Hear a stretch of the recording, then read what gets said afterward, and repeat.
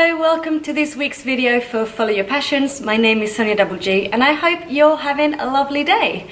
Today's video is about what do passions look like, and we will be covering what do passions look like, what are my passions, and what are my community's passions. If you're interested in knowing more about following your passions, goal setting and personal development, this might just be the right channel for you, so I hope you will consider subscribing. And having said that, let's go straight into the video.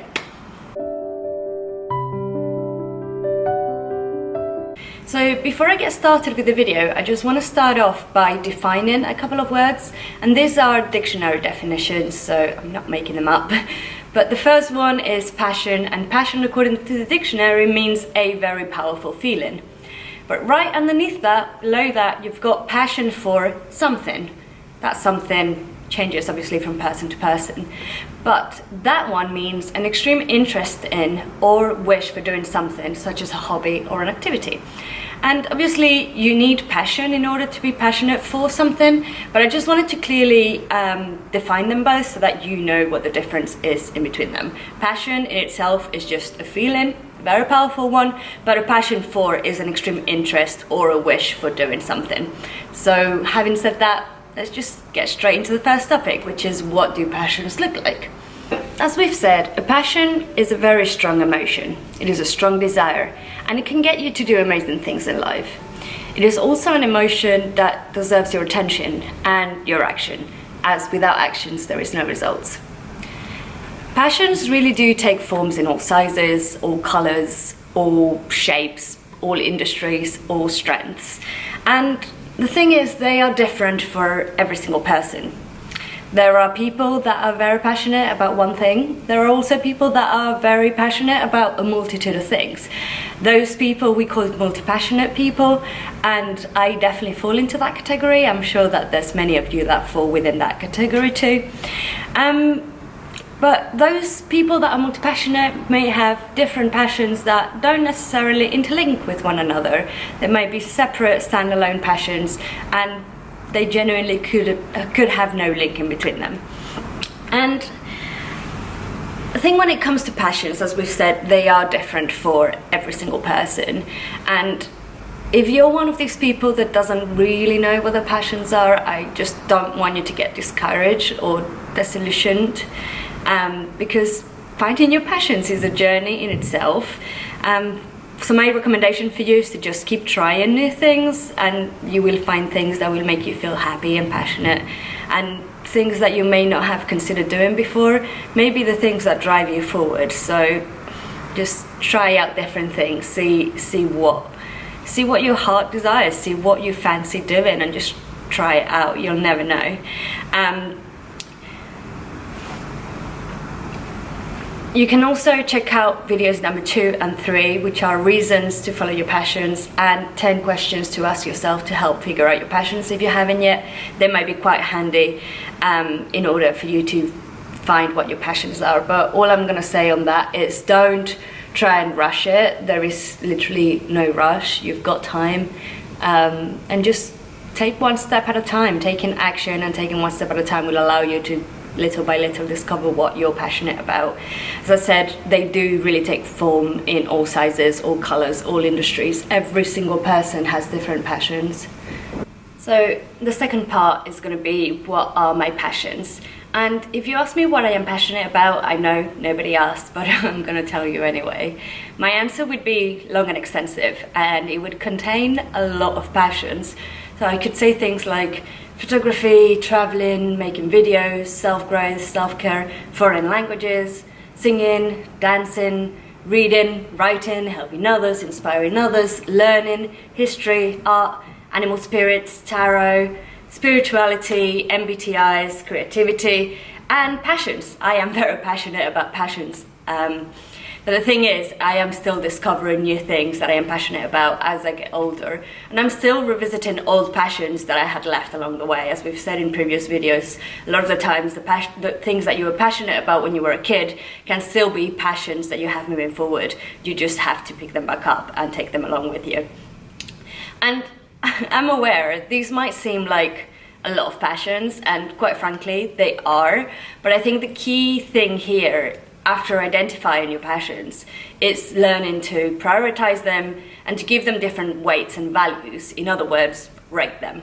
So, as I said before, I personally like trying a lot of different things, and all the things that I mentioned above as my passions bring me a lot of joy, make me feel very passionate, but I genuinely cannot do all of those every single day. It is way too much. I can't even do them all every single month. So prioritizing them and understanding which ones of those have the most importance is also a really important step to do. And that's exactly what we're going to do on next week's videos. We're going to be talking about how to rate your passions, how to find the why for your passions, but also how to prioritize them in order to make the most of your time, but also make the most of the goals and the objectives that you've put in place and how we can reach them. So I don't want you to get overwhelmed by the number of passions that I've mentioned there. I've been on this journey for over 10 years, so I've had enough time to find and kind of define what my passions are and the ones that mean the most to me. But as I said, like, I started YouTube about 3 years ago. Before that, that wasn't a passion, and now it's one of my most important passions, if not in my top 3.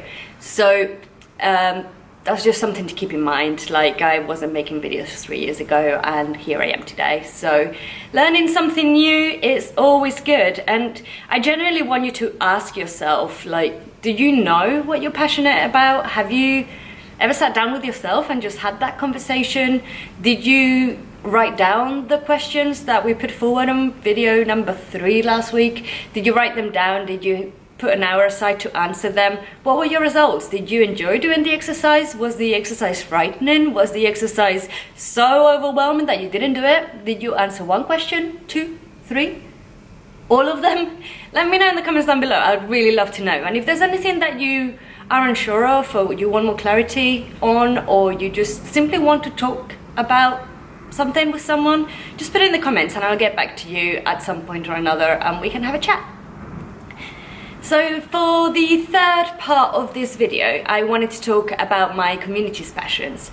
And if you follow me on Instagram, which is Sonia DoubleG, or at sonia.followyourpassions, we do a lot of polls in there, we do a lot of questions, we do a lot of cool stuff. So if you want to be able to participate, if you want to tell me your opinions, your passions, answer questions that I put forward, then go follow me if you want to. There's no pressure, but it's there if you want to. So I did ask my Instagram community to tell me some of the things that they were passionate about, and a few people came back. So got my lovely friend Pia, who said that she loves painting, reading, lettering, writing, driving cars, dirt bikes, shooting pictures. Then have my friend Vilma, who absolutely loves performing. That is her biggest passion. Then have Jamie, who loves traveling the world, or would love to continue traveling the world and becoming who he was meant to be. Then the lovely Amanda again says performing. Got a lot of performers, a lot of creative types within my Instagram, but that is her biggest passion. We've got my lovely friend Rachel, and she's an animator, so for her biggest passion is to entertain and bring happiness to people through animation. And then we've got people like Ash, who are very passionate about cars and computers. And then people like my mum, for example, who are very passionate about cats and horses and gardening and feeding people and drawing houseplants and just reading in general.